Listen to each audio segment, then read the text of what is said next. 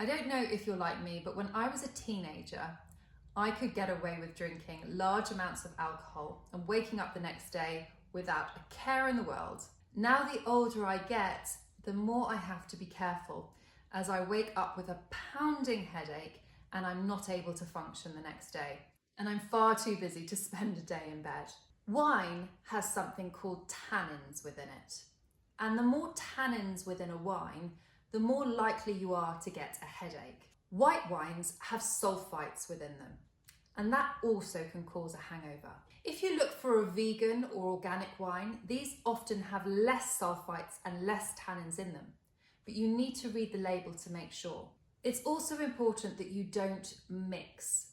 By that I mean avoid drinking spirits, followed by wine, back to spirits, and then beer, as this mixture of alcohol isn't great for the body, or indeed the hangover. Remember to hydrate. I know this sounds a little bit silly, but the more water you drink, the more hydrated your body will be and the less likely you are going to be to have a hangover. Have a big pint of water before your head hits the pillow.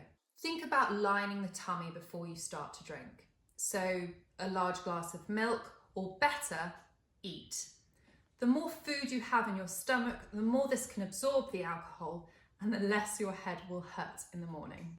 Alcohol is a diuretic, so ideally you should drink whilst you're eating. When I was young, I spent many holidays in Greece with my family, and my family always taught me the European style of drinking with a meal.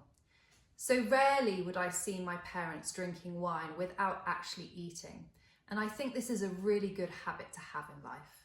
I'm sure for all you TikTokers watching, you've got some really good tips for hangovers. So I'd love to hear them. Please comment below and let me know what your best tips are for avoiding a hangover. Do you believe in hair of the dog?